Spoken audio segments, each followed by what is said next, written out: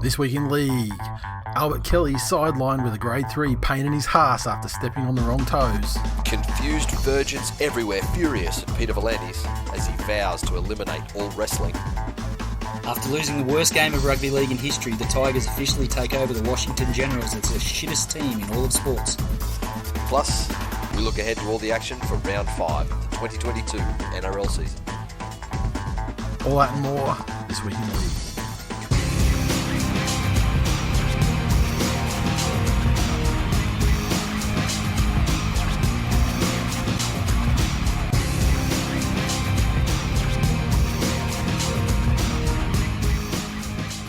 Welcome to episode 452 of This Week in League. I'm Nate. And I'm Jay.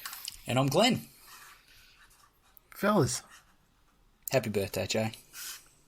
Yep, that's how we're going to start this off. Happy birthday, stepdad. It's not often that we're actually recording an episode or that falls on the exact birthday, but it's happened. There we go. Thank you, boys. Had a wondrous grown-up birthday of going to work. Yeah. Did you have a special? Did you have a special dinner or anything before you came on? Or? No. Stepdad Junior's with his mother this week, so we'll wait until he's back and do all the frivolities and that sort of stuff then. Oh, okay.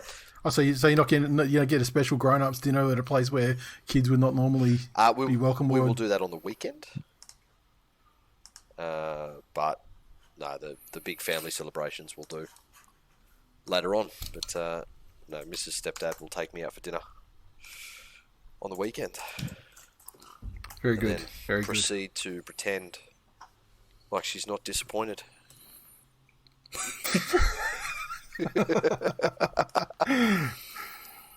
Just for one day. Yeah.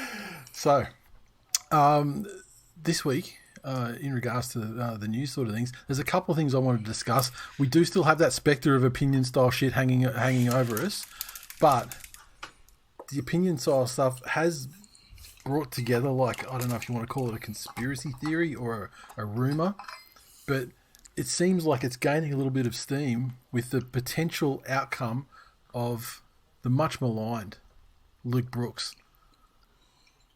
potentially in a player swap with Kyle Flanagan between the Dogs and the Tigers.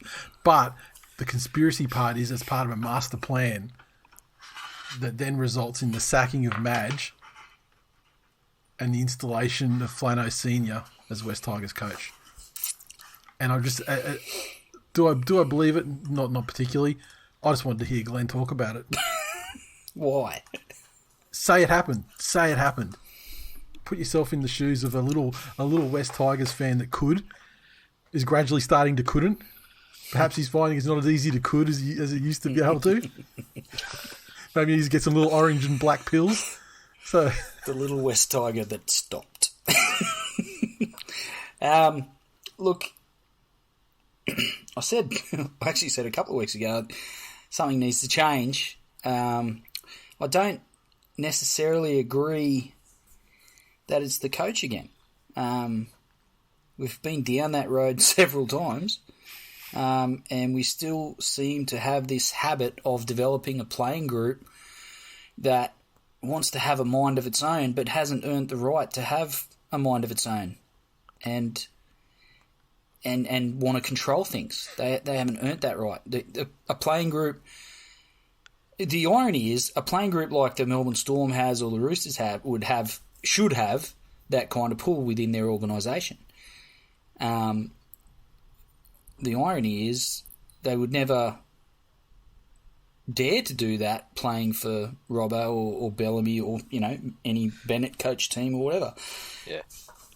So whether that's a culture thing, and if it is, it's transcended through multiple CEOs, multiple coaches, generational changes of a playing group. Like, I don't know. There's not one common denominator other than the logo on the jersey, which is probably the scariest thing. Yeah. That dictates why the club is wired that way. You can, the current incarnation of Pascoe and and Madge, and that situation is one thing, but we've been through Grant Mayer, we've been through Mick Potter, Jason Taylor, we've had Benji, we've had Robbie. Grant was a good operator too. Yeah. He seemed to polarise people, but I was a fan. I met him several times. I had, caught up different members' functions and stuff like that when they come up to Brisbane and stuff. And I always liked had him an when he issue was with at him. Manly. And he's gone on to quite successful roles. He had I think he was... What is he doing now anyway? I think he was something, whether... I don't know if it's the A-League itself or maybe the Adelaide club. He was like CEO or something. That's a fucking stretch for success. Not only is he in soccer, he's in the Adelaide part of soccer. It's, as far as Australian sport goes, it's still a high-ranking position. I mean, would you rather do that or fucking be the CEO of the Tigers? No, is it though? Answer my fucking question. Would you rather be the CEO of the Adelaide soccer team or the West fucking Tigers? No, true. I'd rather not be the CEO of the Tigers, but if the only position under yours is the CEO of the West Tigers, that doesn't make you a highly ranked position. I see where you're coming from, but I think, do you know what the West Tigers have never done? Set themselves on fire. Oh, metaphorically. They've never sat down and owned who they are. They've never sat down. And it's not a hard thing to do, really, that whole... Well, after put a pin decades in in the corporate world, it is so easy to see a culture of sugarcoating and pretense versus a culture of realism and determination. And they are drastically different to work in. They're drastically different to achieve results within. Wholeheartedly agree. Worked in both. The West Tigers have this thing where at the start of every season, they are... Such and such has been training the house down. This is our year. The boys have never been sharper. We're ready for this. For us, if it's not finals this year, it's a failure. Look, that's fine, but at no stage has there ever been any accountability and ownership to turn around and say exactly what you've said, Glenn. We are in a position where we need to change everything about our club, our culture, how we operate, from the ground up. We're in a bad position with our salary cap. We're in a bad position with our talent pool. These guys out here, they try their guts out every week. But there is a talent deficit. They're in a better position with their salary cap than they have been for at least 5 years. Luke Brooks is getting paid $1.1 million next year. What did any of you guys get to the bottom of that shit? Like, remember how we saw that? I believe it's official. But then there's on one hand is that story, and the other hand is that like a fuck you Bulldogs? Like, here, quick, sign this $1.3 million contract, and then player swap for fucking Flano. Yeah. Good luck, Bulldogs. Just quick one: is Brooks on the last year of the contract he signed pre-Big Three breakup? Or has there been another contract since then? No, he's extended since then. Oh, has he? Okay. Yeah. Fuck. That's on the club then. Because Absolutely. if he got them for this long a deal, like a 5-year or something. No, he's extended since then. Okay, fuck that. But do you remember? It was the last year that Madge was at Souths, and they were terrible. They were fucking terrible. And they sent out a letter to their fans that said, we're sorry. We're in a poor position with our salary cap. We've back-ended a bunch of deals. We really don't have much to any room to move here. We are now going to enter a rebuilding phase. And it is going to take us, a number of years to become competitive again. And their fans fucking rallied around them. Yep, go for it. Rebuild. Who gives a shit? We'll still be at every game. The West Tigers have never taken that ownership. And I think that's what's led them to become a meme club. It's that complete lack of self-awareness that they put out there. Someone, there was a mailbag or a membersode, a comment about Pascoe and his general, how he carries himself and how he carries himself around someone like Harry Triggerboff. And as we saw on the show last year, absolutely, like right. when he went there with the show bag of goodies, and you see he was clearly like, I don't know, like the office suckhole. Yeah. So that for guy, want of a better right? term. And to Jay's point about the corporate world or business, which we do have a tendency to correlate back, but in an organisation where you were, even in senior management or one of the key cogs of a corporate machine, but you are led by someone that carries themselves like that and is generally, you could feel the energy or the bad energy from Triggerboff towards him through the TV show. It wasn't even bad energy. It was like, I don't know if it was disdain or apathy or... I think it was just like old ultra successful businessman, doesn't suffer fools. Yeah. And he's confronted with someone who he has to deal with in a business capacity, but who he utterly doesn't respect and will only deal with on a level as long as he has to. Yeah, and not as a formality. Yeah. But that's the guy that is leading the club as far as an organisational sense. Yeah. Mm-hmm. How many people in that club look to that guy and he elicits a sense of respect and they see how he operates within those circles and his peers and the guys that he is accountable to, and that's the regard that they hold him in. Anyone that looks to that guy for any sort of leadership can see that, and that, consciously or otherwise, it leads to the people that he's supposed to be leading then thinking that guy's a fucking dick as well. Yeah. But here's the thing. Most of the successful, and during the course of a career, I've been in all parts of the organisation where times were rosy and times were not so rosy. Some of the best leaders I had were the ones who, when things were fucked, stood up and went, yep, you know what? Things are fucked. But what are we going to do about it? And it's time for all the old cliches. Control what you can control, back to basics. There's a million of them from every facet of life. But you contrast that with the ones who in the same situation are like, oh, what an opportunity this is, and we really feel as if there's so much positivity here, and just good things are ahead for us. We just know it. And maybe different people respond differently, But if Pascoe carried himself in such a way that he didn't suffer fools, was hard-nosed, made the tough decisions and stood by him, and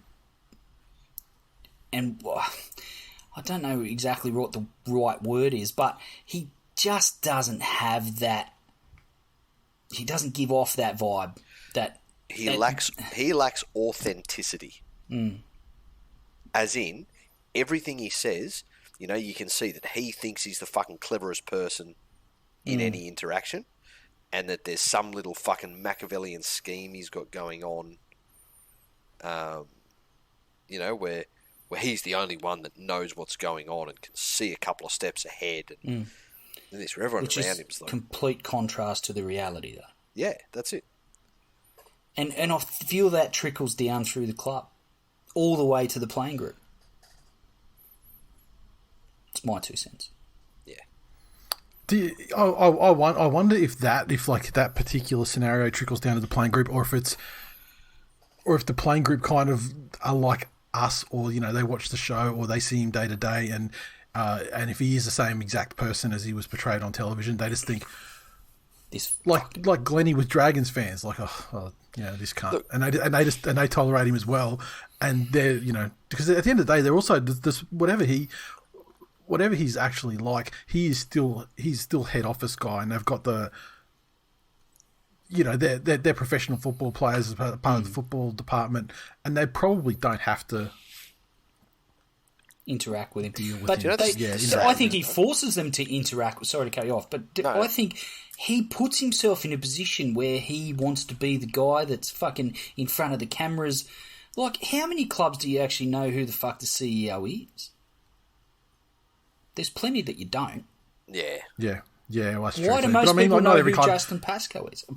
Outside of the TV show, which is fairly unique. TV show and misconduct that resulted in a suspension. Exactly. But again... And thirdly, winning the trade, or losing the trade with Jay. Yeah. I mean, that's about it. That's it. Essentially, that's all they're trying to do here. They're trying to redesign fucking Cleary's 2.0. They tried it to get fucking Kevy Walters down here by hiring his son. Now they're doing the same thing with fucking Floju, trying to get a father-son combo. Yeah, and other than the son factor, how is Flanagan that much different to Maguire? Premiership winning, hard-nosed coach, no nonsense approach. He's not that big a difference in their two resumes outside of Maguire doesn't have a son that can play halfback to some degree. Yeah. Does he have a son? Because I think the question is, does he have a son who's better at football than Luke Brooks? That's a very different Doesn't question. have to be a son. Look, I mean, we've gone pioneer of rugby league. We've gone on a long tangent about the West Tigers club and everything that's wrong. The latest edition of what's wrong with the West Tigers. But you end up with Flano. The first scenario, Glenn. You end up with Flano Jr. over Brooksy. How do you feel? I think the most important thing is that Brooks is no longer there, and I think it's probably and I would not be surprised. I don't know about the Bulldogs because you still got then and you've convinced me of Trentius or his lack there of coaching ability, but I would not be surprised to see Luke Brooks go to another club with a fresh start and a clean slate and kill it. He's weighed down every single week by the fact that he's fairly or otherwise, some weeks more than others, and has been for several seasons, the scapegoat for the club being in a position where they're not competitive. And because and I know that's inherent with being the halfback at the club and high profile, big money, all the rest of it. He was severely hyped up earlier in his career, and I think he cops it. Some of it's unfair, some of it's warranted, a lot of it's unfair. I think he would benefit from a clean slate as much as the Tigers, if not more. I don't know how Flanagan, junior or senior, fits the Tigers. I don't have an answer. I don't even have an opinion on it because I don't really know enough about Junior's game, and there's also a stink on Flanagan Senior's coaching as far as the Sharks debacle. So, I don't know. It's another semi-high profile, someone that's trying to get their way back into the NRL via the Tigers. And at what point do they become such a poison chalice? Like, is Madge the final straw where you just can't look at actual top-tier coaches anymore? At the end of the day, there are people who want to be top-tier coaches and top-tier coaches who want to get back in the game who will go into an opening that exists no matter... Well, look, it's like 3 a.m. at the... There are openings that people will take if they're on offer. Yeah, no, I know that. After all of the good options at the dance have gone home. Now here's the thing, right? To take the Bulldogs job, you've got an open checkbook, you've got Gus, you've got all of these little things that could be sold to someone as advantages. What do you sell to somebody coming to the West Tigers? Sheens. And how do you do that? And what's the selling point? Yeah, what's the selling point? Well, his reputation, his standing in rugby league, he is highly regarded. All jokes aside, is he though? Oh, I believe so, and have heard plenty of people when he came back to the Tigers. I heard plenty of people, comment about the standing and the regard in which he's held in the rugby league world. Whether that translates to any success, time will have to tell. It's not been a great start. I don't think we get I think he was behind the Papali'i signing. I think he was a big part of that. Yep. Was he not also behind the club's descent into its current situation? But then, the argument could be made that he was also at the helm during the only time where the club tasted success. Yep. When did he remind me when he left again the first time? 11, 12? No, when it was 11, 12, yeah. I can't remember exactly. I guess while we're talking Tigers hypotheticals, I mean, if he's still around, in the middle of the decade, does his, I don't know, the esteem in which he's held allegedly, like I'm taking your word for it, assume he's held in great esteem by the playing group and things like that. Does he keep like Tedesco and co there? I believe so. Do they stay? I believe so. But so from a strictly playing perspective, you would, like my opinion would be, you'd prefer Luke Brooks, but I feel like he's. But do you not have the same question with Flanagan? No, but well, this is the thing. The thing with me is that the way I see this potential trade, if it was to happen, is that Luke Brooks would go, like Trent can't coach obviously, but Luke Brooks goes there, and I think one of the biggest problems with Luke Brooks at this point is I think he just needs to get out of there. Yeah. Like he just needs it. It doesn't matter who's at the top. I just think he needs to get away from the club and go somewhere else to ply his trade. And just I think he just he just needs to overcome like the burnout of just like I think a change would be great for him, and I think he'd play well because I don't think he's a terrible player, but I think he's a terrible player at the West Tigers, and I don't think they have a way to get him out of it. Yeah, I don't think Flanagan's particularly incredible as a player.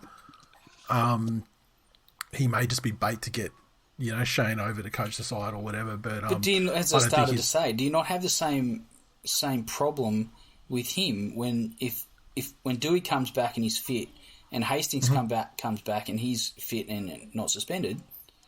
They're in anyone's measure, that's your 6 and 7. Which means you will start doing in the centres to keep Brooks.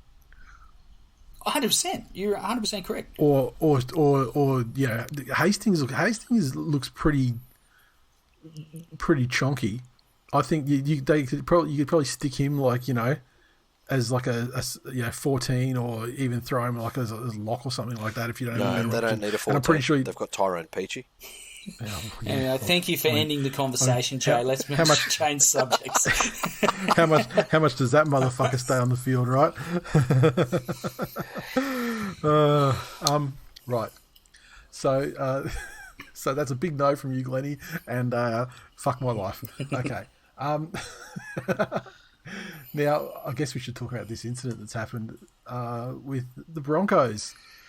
Bit of video coming out through the week, and it was the David and Goliath battle between Payne Haas and the diminutive Albert Kelly, and obviously I don't know who was taking the video, but it was a bit of a scuffle. I believe I didn't see this, but from what people have been saying, is it because Albert Kelly stepped on his, potentially scuffed his shoes? Obviously, ultra pissed because I couldn't hardly understand a word that Albert Kelly said in that exchange. I mean, that was maximum slurage. Yeah, right. But the Broncos am I right in saying the Broncos have stood him down for 2 weeks? Yes. Wow. What do you make of that? That seems excessive to me. In light of, I'll give you one quick example of another occasion where players were stood down. One match served during a trial, I believe, and that was Munster and Cheese, at the post-season celebrations with the mystery white powder, that was a week. This one is a... And it was the integrity unit that did it, just to be clear. The integrity unit, not the club. Yeah, okay, yeah. I could actually cop this more if it was the club. If this was one of those, we have a zero tolerance policy for this sort of behaviour within our club, it's not our culture, ba-da-ba-da-ba-da, even though they're great players and it may cost us the game, our culture is more important than one game. I'd almost cop that. Yep.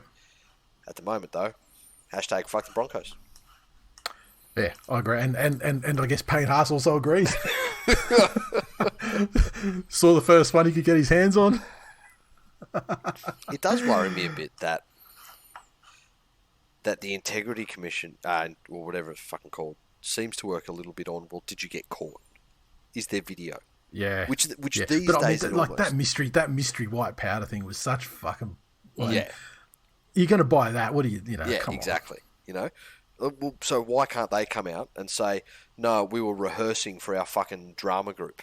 That is just as fucking believable as it was a white powder that we don't know what it was. Also, and take the alcohol and the fact that it was in public, if they have a stoush at training because it's blown off as, oh, they're intense, so our training's intense, this is why we're going to be a successful club. Yep.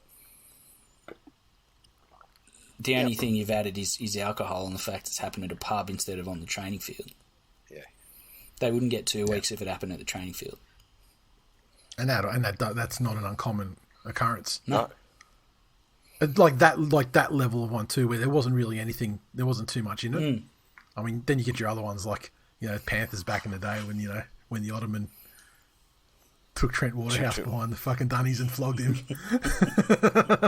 Did he actually like I remember that incident, but I don't remember whether it was like, oh, he tried to and like Petro pulled them apart, or he did flog him, or he tried to and House busted him. I don't remember what that was. Someone remind me. Yeah, I mean we're going back now. This is obviously the Ottoman. I mean, even that, there's a generation of listeners who don't even know who the fuck that is. I would love to know, but I don't care enough to Google it myself. Yeah, yeah. So there's a generation of listeners who have no idea what the Ottoman is, and there's another generation who before that who know who he is, but never saw him play rugby league and only know of him as the Northern Territory drug kingpin that he became. Far out. Now, is there something else? This is the one last thing I just wanted to bring up is, what do you make of this narrative that's being woven at the moment? Todd Payton made comments the other night after his side lost to the Roosters. What do you make of this? The assertion that there is a bias, unconscious bias, because we're not accusing anybody of anything, but an unconscious bias amongst the refereeing group towards the, in quote, big teams and against the, poor teams, low profile teams. So, for example, teams that, Holbrook also, so that Titans would put themselves in that category as well. And they're saying so they don't get the rub of the green, and it's because there's an unconscious bias from the referees that allow teams like, say, for example, the Storm or East or the Panthers. Well, I don't think you get away with more. You'd assume that that referees have a history of following rugby league and are general fans of the game itself, right? Mm-hmm. So they'd have an understanding of who's a good team, who's not so great team. That's to be expected. I feel like it would be human nature as a referee to have an idea, much like we all do and speculate on before every game as to who's going to win or how the result's going to go, consciously or otherwise, like you say. So whilst I wouldn't suggest that referees go out there and try and engineer that result that they think may occur in the game. And I don't think anyone's accusing of that either. They're not trying to engineer results. But definitely, if the Roosters are playing the fucking Tigers, Yes. As a Tigers fan, I expect the Roosters are going to get the rubber green. I expect. Well, hang on. No, if the Roosters are playing the Tigers, they don't need the referee's help. and I think this is what it comes down to. You know, unless fucking Toto's requesting that every decision is fucking taken up by a council of fucking rugby league elders to determine in a non-biased way, you know, what decision should be made. You know, yes, everyone has internal biases. That's part of being a fucking person. There are some things we can do. So you have none? No, then I'm still a person. And that's okay. It is. I don't think it's as cut and dry as, you know, over penalising poor teams. I would suggest that it's the other way around. Maybe poor teams get poorer results because they are not as good at certain parts of the game as other teams. And I think and it's not just in terms of like gameplay; it's in terms of better at, you know, like cheating, like better than pushing the line of the rules and doing it in a more, you know, subtle ways or whatever. Okay, so if you look at watch a Penrith game, right, and really start to pay attention as to how their play the balls work.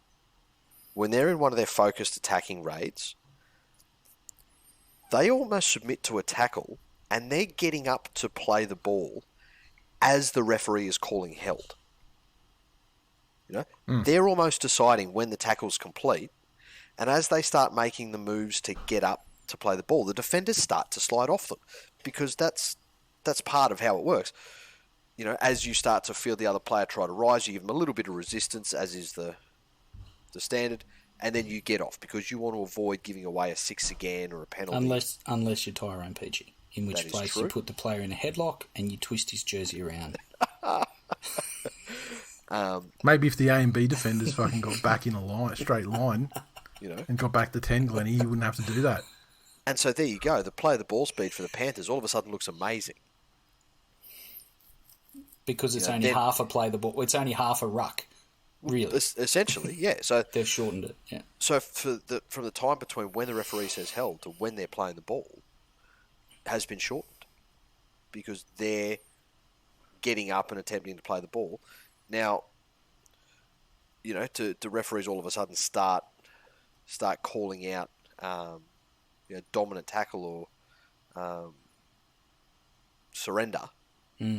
Every time they see that, I don't know if they can, but that's tough to police, which is why they do it. It's good. I mean, it's good coaching. But the other thing is, so much of rugby league refereeing is subjective. Yep. So much of it. And maybe the better teams are better at figuring out game to game how individual referees police. There would obviously be work done on the referee just as there is for other teams. If you're not game planning for a referee and trying to look at how they referee things and what they let go and what they're tied on so that you can get in there and perform to... Because you're not playing to the rules, you're playing to that referee's interpretation of the rules. Whether we like it or not, that's the way it is. And, you know, and it's a good point you bring when you put the focus on the referee. The other thing as well is that in this day and age, the referee can only see so much. And especially when it comes to the ruck, because he's 10 metres away. Yep. So imagine if there was like a system by which the referees could police the ruck better, because maybe like they had one that was there in charge of the 10 and one that was in charge of the ruck. I mean, I don't know, stop me if this is a revolutionary idea. Stop me if you've heard it before. I just feel like you need to stop before everyone's mind explodes with this new information that no one has ever heard before. But I don't think that's the thing about the ruck. You know, I don't think policing the ruck's the answer here. The answer to what Toddy's suggesting. I think that would minimise or mitigate the amount of times that teams that are better at slowing things down. Yeah, it would prevent them being able, because you're right. You're right. The last time two referees were there to police the ruck, in no way, shape, or form did the most dominant ruck-slowing team ever, the Melbourne Storm, have any success? No, you're right. Yeah. It definitely will work. It'll definitely work. Yep. Yeah, but Dave, that's a false analogy because the rule set was different. The rule set was different at the time. I mean, that was the wrestle that the boomers talk about. Write letters about. Yeah, they write letters apparently. Fucking, it's honestly all that shit there with like Volandy, the way that Volandy's reacts, it's fucking AIDS, and like it's all AIDS. It's not like, I mean, I see people on Twitter say like, oh, it's so offensive to dismiss, it's only people on Twitter saying things because it's only a small subset of it. It is a small subset, and also the boomers that write letters, they're a small subset too. Yeah. That's the point. Stop being fucking like. Here's the thing, though. Whiny cunts. Like rugby league, it can either never change, as in 5 meters, yep, limited interchange. Once you make an interchange and you come off, you can't go back on. That's how the game used to be. But for it to develop, there are going to be some things that happen that are good and some that aren't so good, and it's going to need to keep changing. Do we get to a stage where we go, rightio, this is okay, and then it stays this way for 5 years, a decade, whatever that may be? Where's the happy point? There isn't one. There's always going to be a camp that... Exactly. Yeah, there's always going to... And it's going to fluctuate depending on the particular rule that is the flavour of the month, but there's always going to be the cunt camp. Yep. Yeah. So... Nice. Fuck. Games, let's get on. How good. Yeah, sort of, but I mean, it was... I just feel I've just been missing the discussion about news or the issues of the day or whatever. And look, the options weren't great, but it's still fun to talk about shit.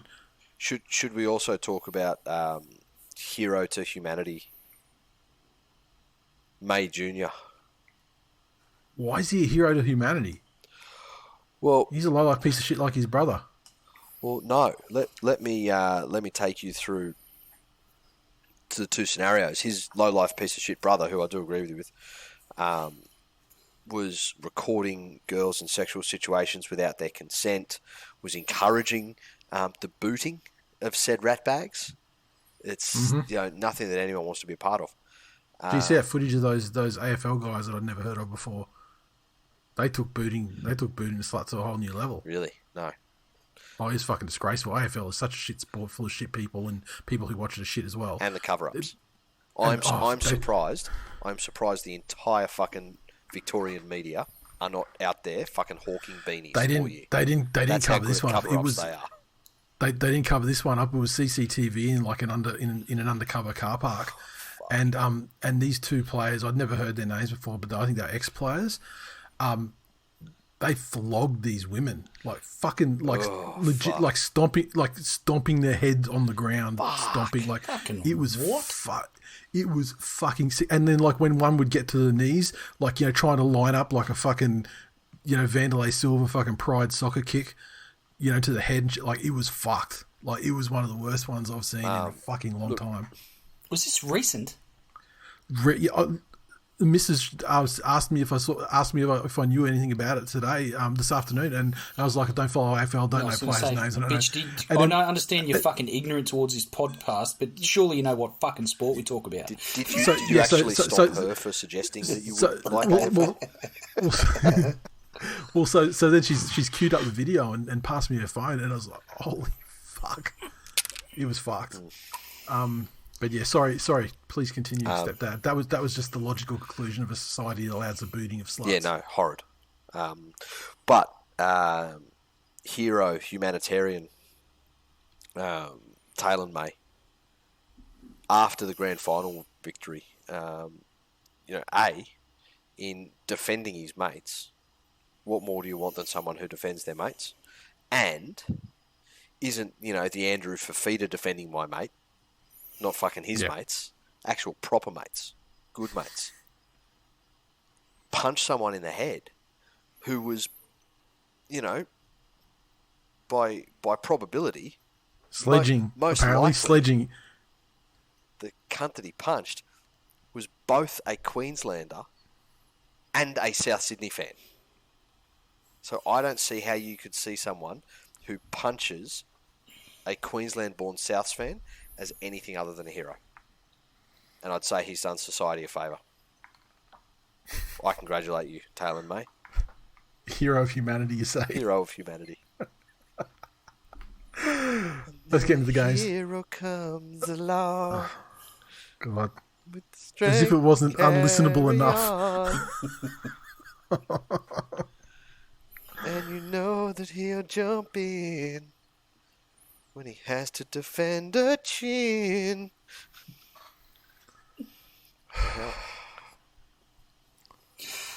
I'm a master. Just fucking sit. No, you fucking sit in the filth that you created. Just sit in it. Right, let's get on to the games. Round 5, coming right up. Thursday night, Newcastle Knights take on the mighty Manly Sea Eagles in Newcastle. The Knights side. Jacob Saifidi returns to the starting side. Thompson benched. The overall 17 remains the same as the team that played last Friday night. They've omitted Sexy Texy, much to their detriment. Manly Sea Eagles, though, big changes there. Tommy Turbo, and we didn't actually mention that. Out with a MCL. It's because no one cares. They can't stop the guy on the. They can't stop him, so they've got to try and take him out with foul play. It's fucking disgusting, and it's endeared Canberra and its fans to me even more than I already was endeared to them. And I'm looking forward to a I'm not going to go into there. I'm not going to wish an injury on Whitehead for the hip drop that he put on Tommy to injure him. I'm just going to wish him the best that life has to offer. You know what's worse than Canberra and its football team? Fans. What, Glennie? Tell me. Fans of that football team. Yeah, well, I mean, yeah, it is, I did mention the fans too in terms of but yeah, fuck the milk. Anyway, fuck them all. They're not playing. Especially they're not playing this game. Pant anacondas. When the team list came out yesterday, I was super excited because we had Kohler named at 1 and Christian Tuipulotu named in the centres. I was like, this is great. Remember this time last year, Desi is he's very conservative in terms of team change. He shows a lot of loyalty to players and things like that. It's difficult to get dropped. But we had a stretch of injuries there last year where guys like when Sully got injured, and that's what gave Harper his chance. Sirenin was injured, that's what gave Homoli his chance. And when injuries happen and players come in, they do have that opportunity to take the position and make it their own. And I was hoping that this would happen with Christian getting his chance at one of the centre slots. But short turnaround this week, and unfortunately, niggling a niggle to Kohler means that he won't be playing this weekend, so he doesn't get his chance to be fullback. And Christian still remains in the side, but Brad Parker returns from COVID, and so he'll move into the centres, and then Christian will take the wing, which means that Rubes will be back in fullback. Which is it's not the worst outcome, but I really want to see Kohler get as much first grade as possible. So we, like most other clubs, I presume, have a legitimate fullback there as an understudy. So if something happens to Tom, you can put a guy who plays fullback and knows the position. Sorry, did you say if? You can slot him straight back in there, and because it's very rare that you can successfully drop, like Alex Johnson's probably he's a reasonable replacement. I think he goes pretty well when he has to for the Rabbits. But you really need to have genuine, fullback's a specialist position, and you need to have people who can do it. So, if you will. Sexy Texy is the greatest. Well, he's actually the understudy that's better than the main cast personnel. But not that they'll admit it in Newcastle. Look, this game was going to be a nice. It was going to be a grind anyway, I think, because Newcastle have been a resilient side. Even when they've been outclassed, like the Sharks had them outclassed, but they only beat them 18-0. And the Knights, couldn't get their attack going, but just in the general run of play, I mean, they remained fairly resilient throughout that game, and which is why it didn't blow out, much further. And they showed the resilience as well when they had their racist fella sent off against the Panthers as well the week before. However, the other thing about the Knights is they've been one of the better teams in competition over the last couple of years at shutting Tom down. So he's worst games that he's had in the last couple of years have generally been like Newcastle and probably the Storm have been his worst games. So I don't think that it's a gigantic thing, and I think that if Daly and Foran play like they did last week, well, let's start at the source. If the forwards can play like they did last week and provide the time for Foran and Daly to play the way that they played, then I think that it's a very winnable game for Manly. But it's Newcastle, it's in Newcastle, and they've got a fairly solid forward pack as well. So I think if they're not up to it, and if Aloiai can't carry them like he did last week, then it's going to be a tough one. But still confident. No Tom, no chance. Won 3 of our last 4 without Tom, Glennie. Just so you know. No, who the fuck did you play? Was the Tigers in there? Big fucking deal. No, we didn't play the Tigers. You could have had no team and had more of a chance. We're going to play that. We may play the Tigers without him this year, though, Glennie. You're 5 weeks away, so let's just see. He's meant to be 4, but we'll see. He may be. Nothing Manly do will stop the #defeated season from coming to fruition. Anyway, that's in fucking like round 9 or something, dude. Like we'll get to that shit. Don't you worry. The only thing you want to say, Glennie? I just said it. Oh, that was it. Just the one liner. Yeah, I think too many things have to go Manly's way. As in, look, for them to replicate the form of last week, Foran has to have a fucking turn back the clock game again. They have to have Tommy do something, which we know they won't do. You're 100% correct, Nate. Their forwards really need to stand up. This will be a good test for them. I'll be interested to watch this one to see how Newcastle bounce back.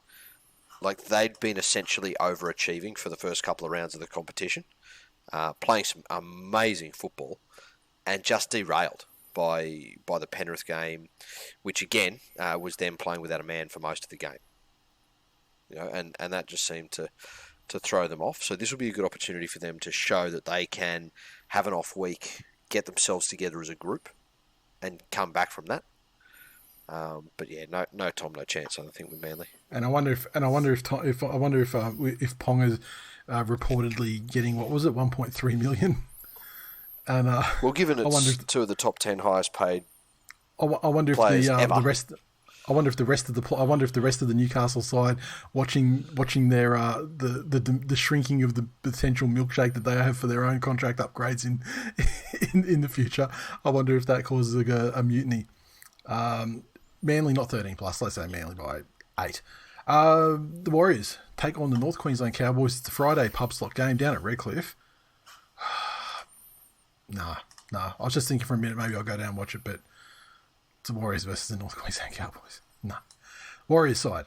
Bailey Sirinen returns after having the Kovice. He's going to slot into the back row. Jazz Tavanga is suspended. Curran shifts to lock. Adam Fanua-Blake is listed in the reserves with Bundy Ofoa starting up front and Aaron Penne added to the bench. Murchie replaces Murdoch Masilla on the bench. The Cowboys side. The Hammer did his MCL last week and he'll be missing. So Drinkwater is the fullback. And who else have we got here? Jermaine Tenor-Brown. He returns to the starting side at prop with Tamalolo back to lock. And Cotter is benched. So,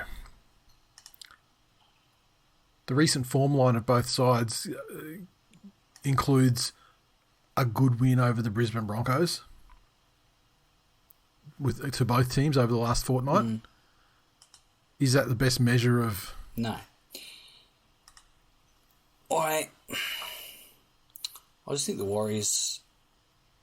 I wasn't super impressed with the Cowboys last week, albeit against a higher quality of opposition than the Warriors. But I think some of if the Warriors forwards can show up and nullify some of what the Cowboys bring through the middle, I think Johnson, Harris-Tavita and Walsh should be able to provide enough points to get over the top of the Cowboys. I think Harris-Tavita and Sean Johnson together, I think they can develop a bit of a combination there. And and I think that last week, I think the Warriors benefited from those two together. They are a little bit samey, which is a bit like the but Cowboys halves as well. It kind of worked for them though. Like that's. I don't know that it would work for any other club other than the Warriors, but it tends to work for them, I think. Yeah, look, I favour the Warriors. I mean, the Cowboys.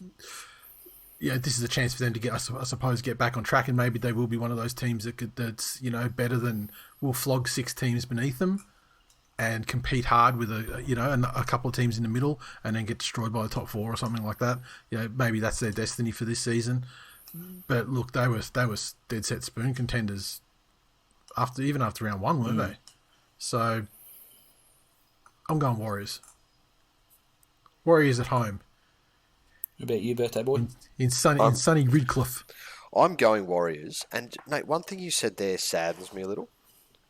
What's that? Fuck, I would love for Sean Johnson to be the player where if somebody like you looks at that game and says, yeah, fuck yeah, that's Warriors versus Cowboys. I'm going to go and I'm going to take the kids to watch Sean Johnson. Like maybe 10 years ago. No, well, that's what I'm saying. But I don't think he ever got there. Like he was always potential. It was always Willy. Yeah. It just made me a little bit sad when you said that. But I think the Warriors will win. Yep. If I'm gonna go to Moreton Bay, Moreton Daly Stadium, where the fuck they call it, Dolphins, this weekend I'll go and take the little one to the NRLW Grand Final, I think. So, the Broncos take on the Sydney Roosters at Suncorp. The Broncos side, Carrigan out with a knee, Albert Kelly out with a foot and a broken jaw, Flegler suspended for 2 matches. Okay, so what do we got here? Broncos side. Walters, Palacia and Hetherington all named in their places. Capewell's back after missing round 4. That pushes Rabadi to the bench. And Branko Lee drops out of the 17 with Corey Pakes and Jensen named on the bench. The Roosters side, Hutchinson switches back to the bench with Watson and Hooker. They'll probably switch back again on the game day, otherwise unchanged. And look, I don't know how much we need to talk about this. The Warriors. I think the Roosters will be far, far too good for the Broncos. Way too many points, way too strong through the middle, and whatever attack the Broncos can throw at them won't be enough. Broncos, improved without Flegler in the side, but the flip side to that is that Billy Walters is at 6, and man, I had a Broncos fan today trying to talk himself into Billy Walters. I was like, "Don't do it to yourself." Yeah, man. what was the rationale? Oh, just he's young. He's playing for his old man. He brings a lot of energy. I'm like, yeah, until he fatigues with about 10 to go in the first half, or probably about 20 to 25 in the second half, and then he's a fucking turnstile. So if it's a close game and Billy Walters is on the field, you lose. I mean, even you have your Takiyahos and your Tupanumas barreling at him, like. I was like, it's the evolution of Billy Walters, where the Tigers saw him as a hooker, a part-time hooker, so they had him. And that was surely only because of the last name, right? Oh, of course. I mean, when has he ever displayed the apparent physicality? But that's the thing. He would evolve during a game where they would go, okay, you're playing hooker, so defend in the middle. Well, that's not going well because you're missing tackles and you're fucking gassed. So we'll just slip you out towards the edge, and then you've got edge back rolls running. Well, clearly you're not physically up to that, so we'll slip you out. Eventually he goes, he may as well be on the fucking... Sorry? Well, at the Tigers, it's just Luke Brooks will be in the 7. And there was probably somebody else in the 6. So where else do they put him? Well, in Brisbane, playing for his dad. That's Brisbane, where it needed to be all along. Good point. Obviously we're all agreed that the Roosters are going to win that one, and they should win fairly easily. They will. The Canberra Raiders take on the Melbourne Storm in Wagga Wagga. The Raiders side, unchanged, except Starling is starting and Frawley is benched. I don't know why. why Starling doesn't start every fucking game for the Raiders. They always lift when he comes on. He should play. He should play 80 minutes. 80 fucking minutes. Just yeah, agree. The Storm side, no changes to their squad, and why wouldn't you? When they're rolling along nicely. My favourite meme of the week, and with no offence to you, Nathan, it didn't come from you, because you are the meme god, but where Addo Carr was trying to tackle Xavier Coates, and it said, "Give me back my jersey, bruh."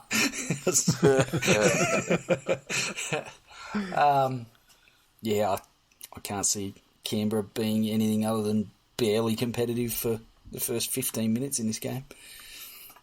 I think the Storm have definitely blown out whatever cobwebs there were in their attack, and they're firing on all cylinders at the moment. And pretty, close to a full strength side, barring some injuries that they suffered early on. Pappenhausen's in fucking amazing touch. Can't see Canberra getting anywhere near them. No, not at all. Yeah, Pappy's becoming undeniable lately, isn't he? And I mean, especially against weaker sides. I don't want to be one of those guys only that I saw, whether it was Fox or someone said, who plays one for New South Wales. And you look at the candidates, the potential fucking back line, outside backs. Obviously the halves are nailed, but, the potential outside backs in that side is fucking outstanding. Could be a team of fullbacks. Yeah, absolutely. And if you have all those guys, the old Jack Gibson philosophy that, find a spot and pick your best players and find a spot for them. Holy fucking Jesus. Yeah. Because not one of them, you couldn't say one of them is a defensive liability if they happen to finish up in the centres or something like that. It's crazy. Well, exactly. Essentially, it comes down to who's not the worst option.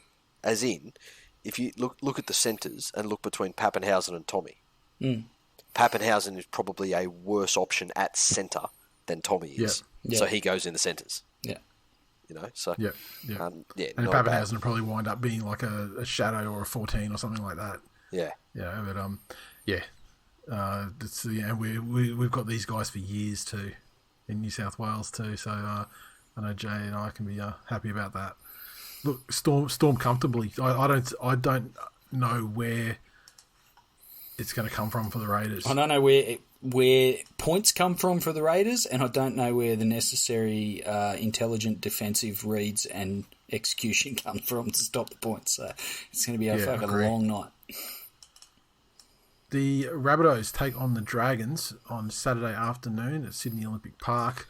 The Rabbitohs side, Mansour replaces Jackson Paulo on the wing.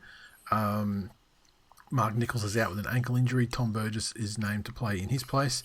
And the Dragons side, okay, so Jaden Sewer comes back to face his old club. Tyrell Sloan is not in the side. He's in the 21. So then Jetski drops to the reserves. But Aaron Wood starts prop. So, again, the kids are...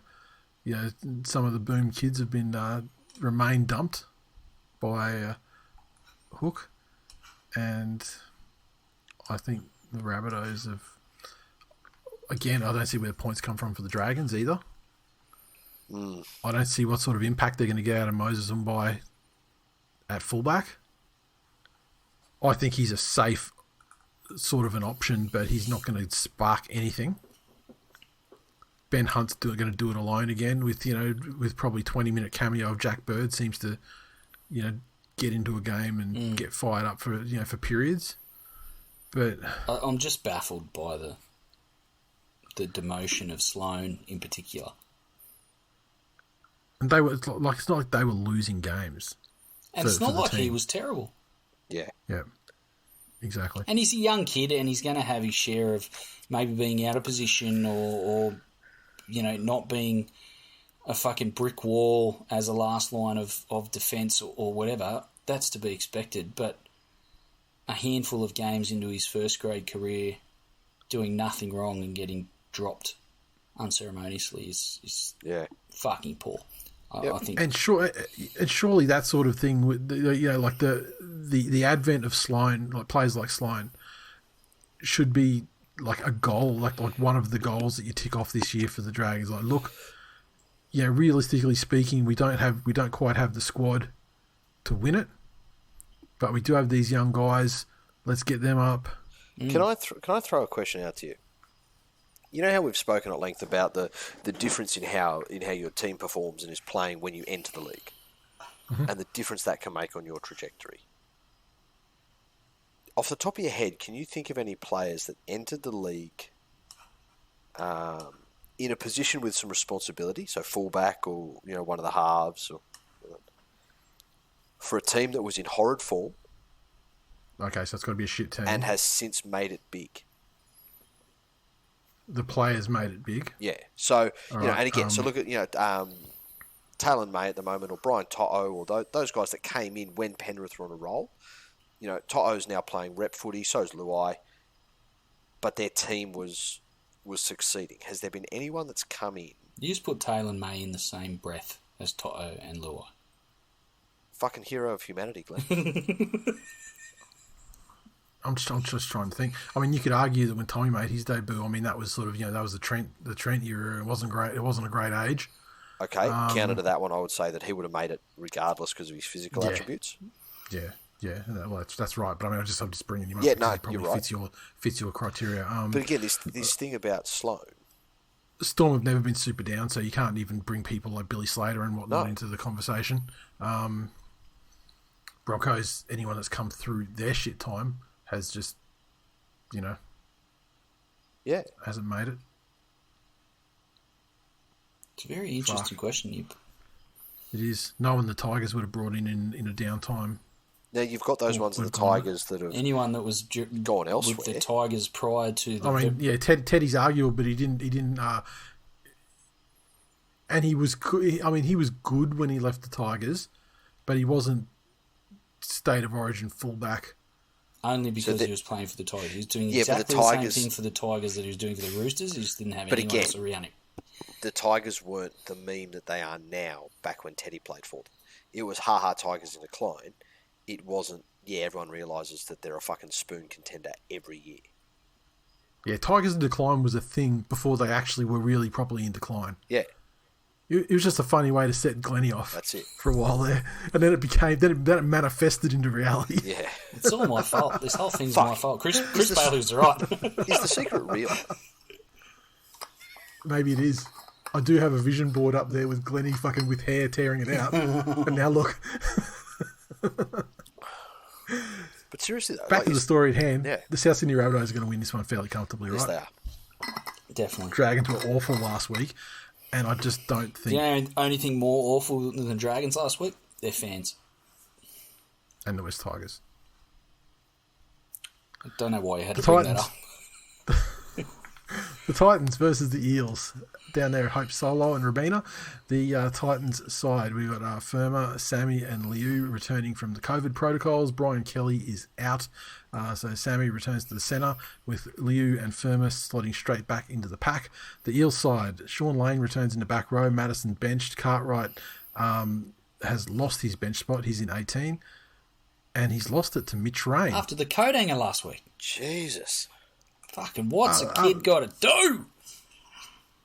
I know. And Mitch Rain, though, too. I mean, heaping indignity upon indignity. Look, Eels are in fine early season form. This is a rematch of a game that was only a couple of weeks ago anyway, round one, wasn't it? Which was a bit of a shootout. I think the Eels have tightened things up significantly since that encounter. And I haven't seen anything from the Titans to indicate that they're defensively, they've sorted their shit out at all. And the one thing that the one reliable thing that they did seem to have this season, which was exciting attack, that completely deserted them against a side that was there to be taken in the West Tigers last week. I think we can all agree that there's no human being in their right mind that could tip the Titans in this game a week removed from them participating in the worst game of rugby league that's ever been played. Correct. So, Para by by the length. That's it. Okay, so the Sharkies take on the West Tigers. Sunday afternoon, PointsBet Stadium. No changes. Have to the a squad look of at the the Sharkies. odds. Sharkies, the West Tigers. Sharkies $1.10 Unchanged as well. favourites. Tigers are $7. Wow. Sorry. So, unchanged 24 player squad from the West Tigers, Glennie. Unchanged. Not even so much as a shuffling of the deck chairs from 18 through 24. Hey, Glennie. Yes, sir. Your odds are as good to beat a team that didn't make the 8, that made the 8 and got bundled out last year. Did they make the 8 last year? Yeah, they did, didn't they? The Sharkies. Oh. Just. Yes. No, Did they had that game against the Warriors at the end. Yeah. And they got flogged out of contention. So so the Titans made it instead of them. Your odds to beat the Sharks, who didn't make the 8 last year, are the same as the Bulldogs' odds to beat the reigning premiers, who are undefeated.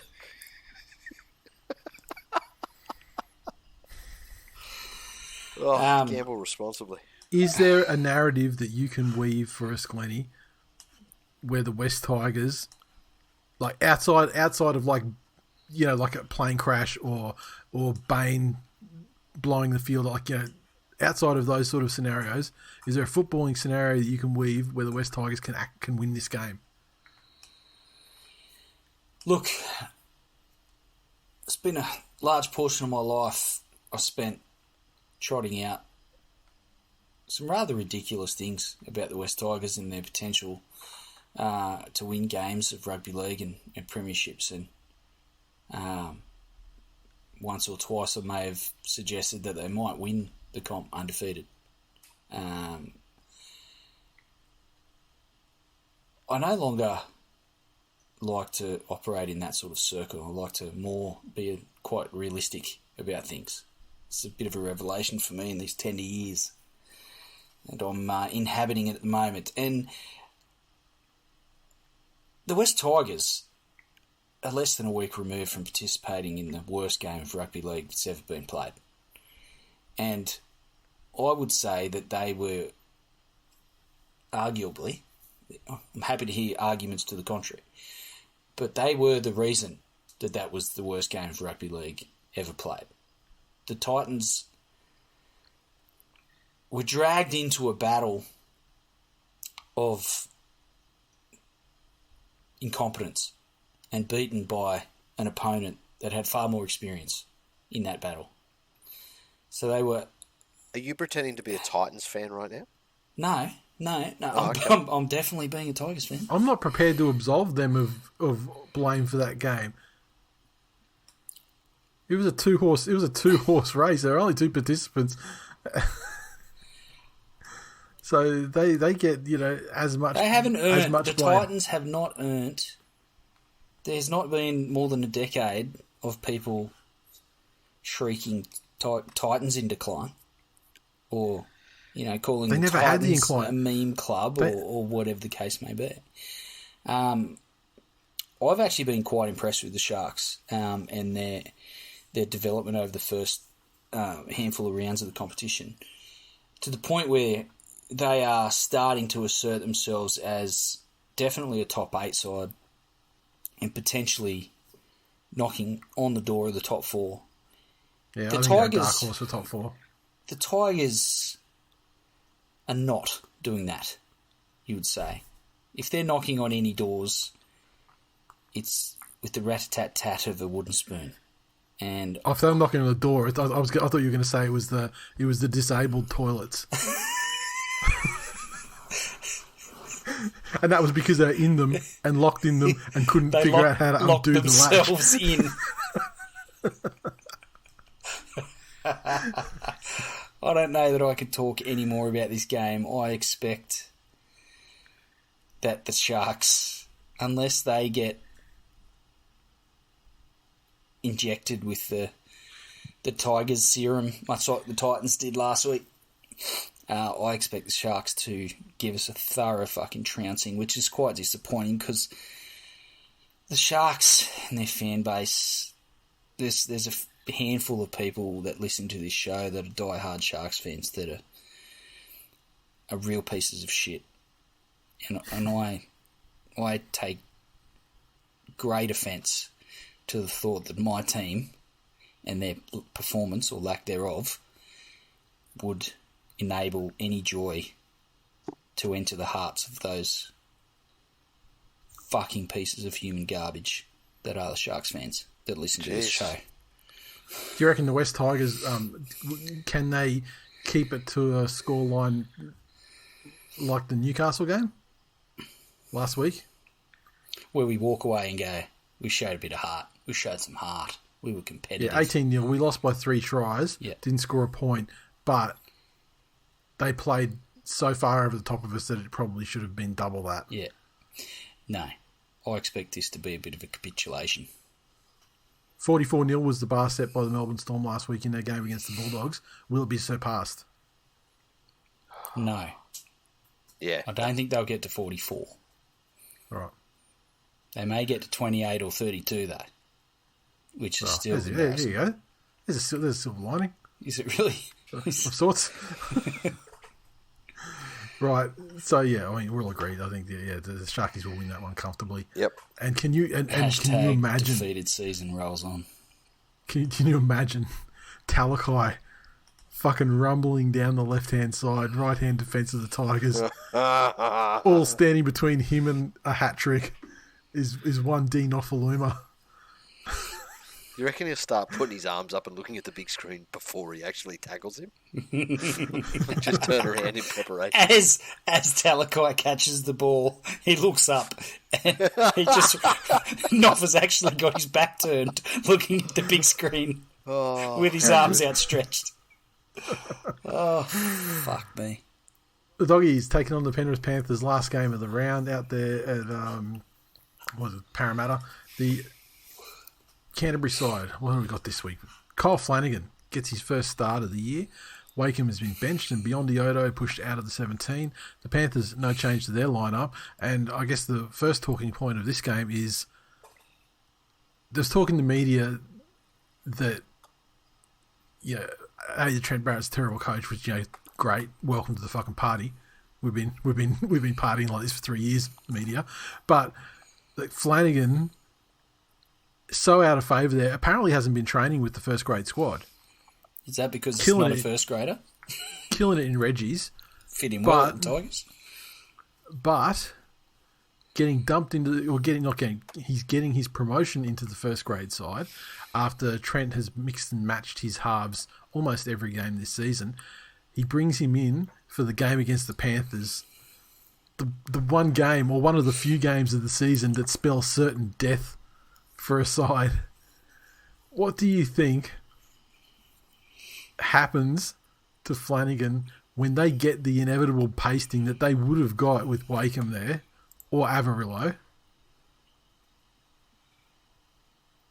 Oh, I think bit of poison chalice, will right? Will he be training with the Tigers first grade squad come Monday? Considerable recovery session. Is this a health check for the Tigers? Oh, as long as he gets through this game, we'll take him. If he doesn't die, he's ours. That's it. Oh, fuck. When is is there already a turn starting to show in the media's perception of Barrett? Only now, on NRL 360 tonight. Right. And it's over this, bringing Flanagan in for the slaughter. Paul Kent, a quote where he said it's like being given a hand grenade for your birthday, which is fucking... that was yesterday, the day before, I think, yeah. But look, I don't watch NRL 360, but someone sent me a message and said, well, it's, a Manly fan I know that shares my anti-Barrett agenda. And they sent me a message and said, wow, like... The media, it's finally happening. He's getting carved up deluxe on NRL 360. So now the turn is just happening. I don't know that this game is going to do anything to change that tide. I think Penrith will. There's potential 50. Yeah, I think so because I think Penrith are going to start this game strongly. It took the Storm a little while to break the Dogs down, and then they ran rampant. in the second half. Cleary will be far better for last week's run, and this will be Penrith. I just think tries. Tries like guys like Targo and May just pushing through weak defence on like Braden Burns and shit. Yeah. I think like barge over stuff like that's going to happen. It's going to come a lot easier. There's some very easy anytime try scorer money this week. Yeah. But the other One thing for everybody. The other thing Penrith can do though is, and you look at how they handled that Newcastle game. They're pretty good at throttling themselves in terms of, well, okay, we've got this one. Now let's just bring it back, go through the motions. We don't need to put a cricket score on here. But then all of a sudden, they can step it up a notch when they have to. So can get a bit complacent in games that they feel they've got easy. Yep. 13 plus, put your house on it. 13 plus. Get the fuck out of here. Let's go. Obviously, let's put a real number on it. 39 plus. If I'm punting, my comfy line's at 30. Does the Bulldogs score a point? Maybe. Do they score a point other than a penalty goal in the early stages of the game? Matt Burton, please take me back game. Yeah. Brilliant solo effort. Before he realises that, Brent Naden, cocaine's a hell of a drug game. Before Burton realises that he's just a fucking poor man's Tago. Oh, fuck. I haven't quickly seen, they forget. I haven't seen the heavy left foot floaty bombs coming out of Tago this season. Because we don't need him to. You haven't seen the heavy-footed fucking chips that go over the dead ball line and give away 7 tackle sets yet either, have you? Keep them. Fucking headgear wearing fuck. Jeez. Jesus. Now that is an early and brutal turn of events, isn't it, Glennie? Holy. Never thought I would see the day. Did you see the other news article? The Bulldogs haven't registered Kickout's contract for next year? Yeah. Now tell me, in relation to that, have they registered Reed Marnie's? I don't know. Because it's my understanding they haven't registered the kick-out contract yet because there are players they have to move on and they don't yet have the money in the cap to accommodate Exactly. them. They plan to have the money, but they don't yet have the money. Yeah, correct. Maybe they'll shift Burton on to fit Kick-out in. So if there are players that they're planning on moving on, though, what is that just... How do you have a player that you're going to move on that you haven't told now that you're going to move on? Yeah, and correct me if I'm wrong, but the players that they have on bullshit money, probably with the exception of Josh Jackson, they're the ones that they've just brought in this year. Yeah. So I would have thought that everyone else on there is on chips and and oily rags. Like, where's the money? Red Frogs coming from? Yeah. Fuck. So. Yeah, I don't know, and I agree, and I said this to in the chat earlier this morning, but if Reed Marnie's contract isn't registered, knowing the money and the upgrades that Parramatta have spent on players that mean they can't get him, I would if I were Manly, I'd be getting in there, saying, motherfucker, we're gonna free up 800 G's from Marty Tapau, fucking come on down. We need a real hooker. That's it. And it's in a market where the availability of real hookers is little to none at the moment.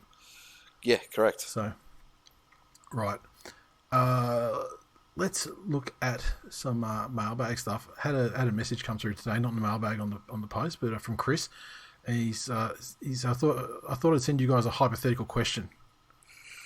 Hypothetically, if you were the leader in a football team and your team was winning a close game in the 75th minute, for example, winning 4 points to 2, and your team gets a penalty straight in front, close to your attacking try line, on a dry, clear night, do you take the 2 points to go up by 4? This is you, stepdad, first. Close game, you're winning 4 points to 2, you get a penalty right in front with 5 minutes left. Do you take the 6 tackles in attack, or do you take the 2 points to go up by a score of 6 points to 2?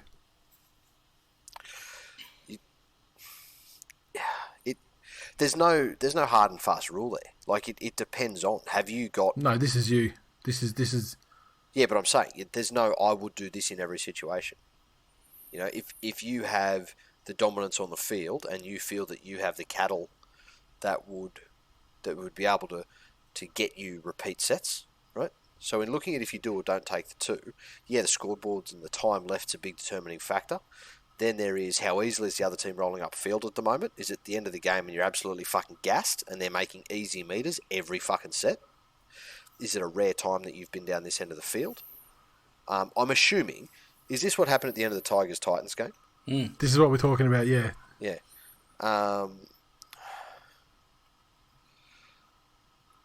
Honestly, and I think you have to take the two because the potential benefits outweigh the potential costs. Now, I know that game turned out differently. Because it was the Tigers.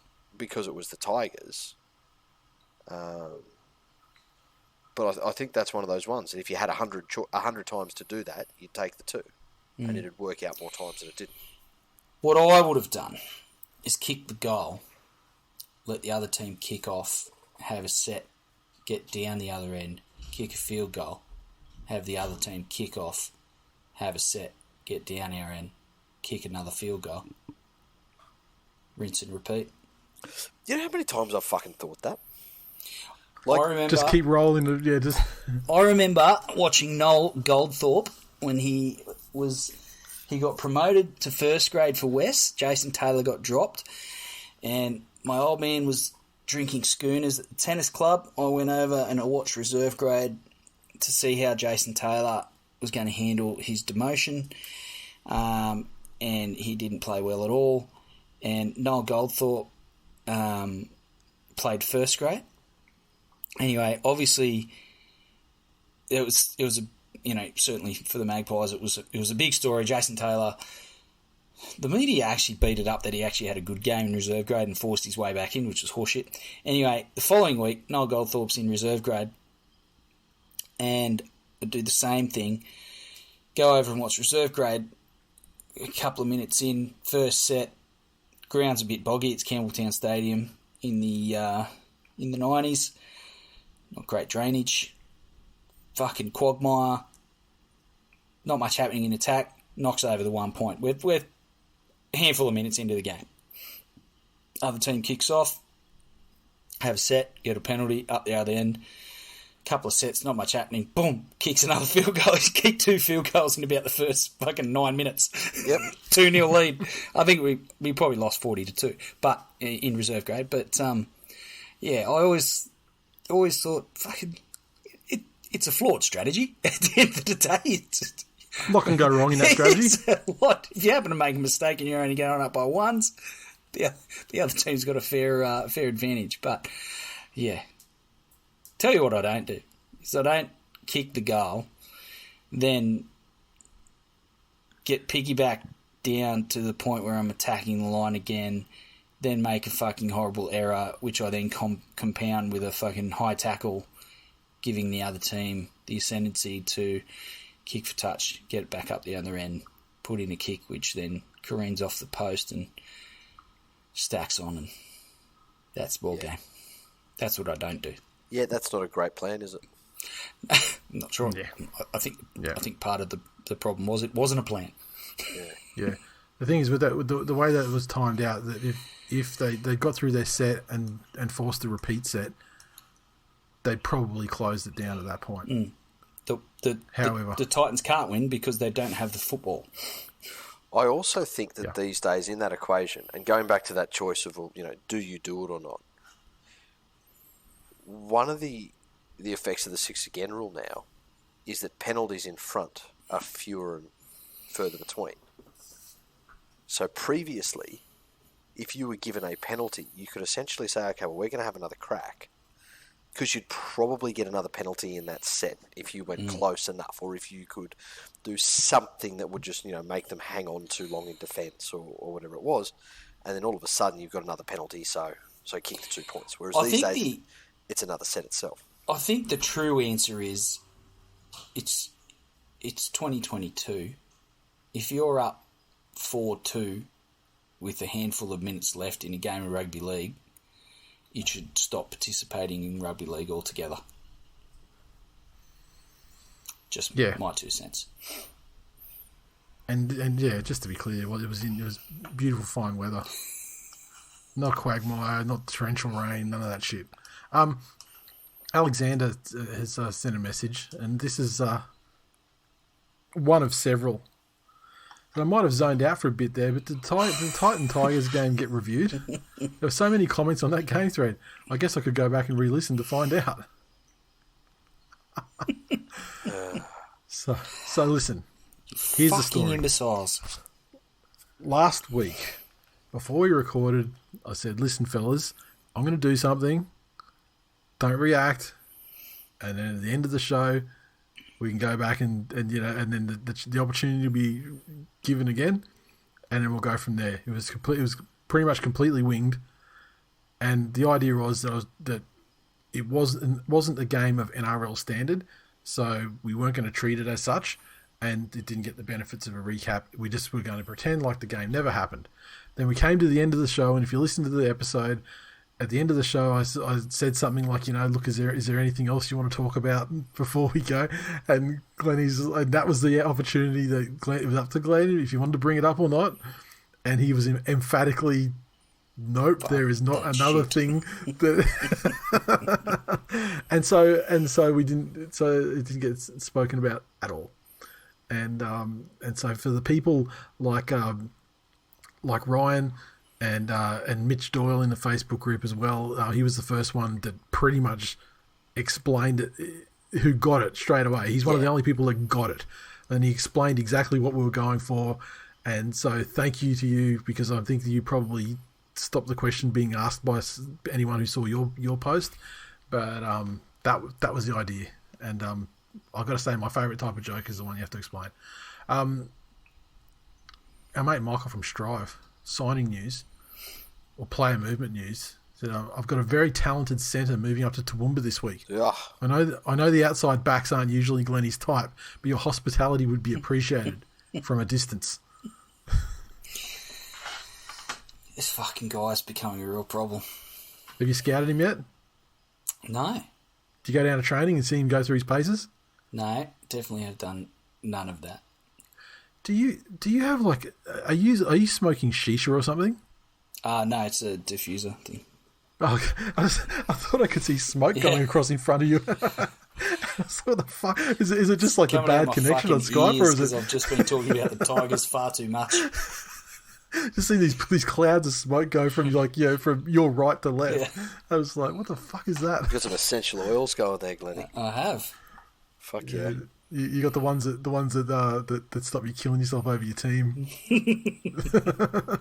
I think this one's called Positive Vibes Only by Jay. I think this one's lovely. Oh, smells like Dairy Queen ice cream. Tremendous. And John said, "Can Nate please explain to the uninitiated what the beef with Big Bobby Fulton's about?" No, I can't, because I've got stuff to lose. And I'd rather not have it taken by his estate, because I don't think that the fact that he's dead is going to stop it. Correct. But yeah, look. All I say is I loved him as a player, loved him as a coach. As someone who meddles in board stuff and football department stuff and coach appointments and other things, I do not like him at all. And we had a big falling out over it. And that's all I'm going to say about that. Fellas, do you have anything to say before I wrap things up? I suppose I should say, head to thisweekinleague.com/links. You get links to our social communities, Patreon, and much more. If you'd like to support the show, consider becoming a patron at patreon.com/TWiLNation. Join the fun, additional episodes, and more. Merch drops for certain levels twice a year. All sorts of good shit. Get in there and see what it's all about. Now, fellas, do you have anything else you would like to add before we conclude proceedings this evening? We are all good. Defeated season. 90-minute episode. Can you believe that? Make a fucking Jesus. All right. Once again, happy birthday, stepdad. Thank you. Thank you for spending your birthday with us. I would think of nothing better. Instead of eating a succulent Chinese meal or whatever you would otherwise be doing. And on that note, fellas, I will talk to you on Sunday or Monday. It may be Monday. I'm only coming home from the coast on Monday. Righto. I'll talk to you then. Slaughter. Excellent. See ya.